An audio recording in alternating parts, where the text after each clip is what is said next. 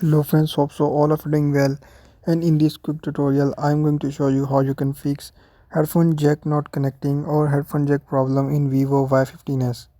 So before just starting video, don't forget to subscribe and also press the bell icon for more latest videos.